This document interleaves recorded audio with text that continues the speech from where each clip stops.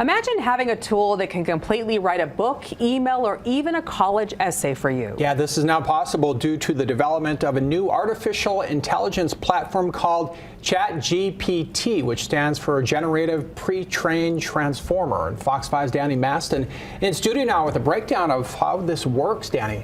Well, Joe and Alexis, ChatGPT can generate responses to questions, write summaries, and so much more. You simply write whatever you want into the text box, and answers are generated within seconds. I've been working on this story for weeks now, and there have been many new developments since it was launched in November.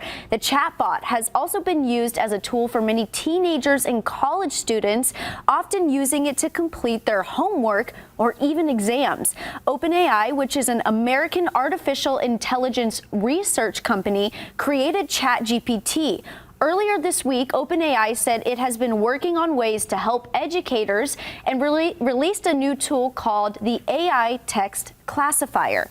It is trained to distinguish between text written by a human and text written by ChatGPT.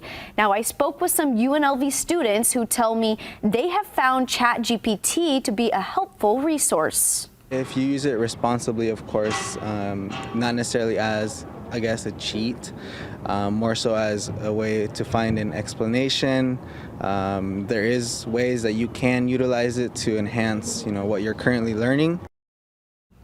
The new AI text classifier tool is simple to use. You just paste text into a box, click a button, it'll tell you whether it thinks the text is unlikely or likely AI generated. Yeah, that's amazing. So this kind of begs the question, is this tool to catch cheaters helping to stop issues in the schools? Yeah, well, that's a great question, Joe. When OpenAI released this new tool, they said the classifier is not very reliable and should not be used as a primary decision-making tool.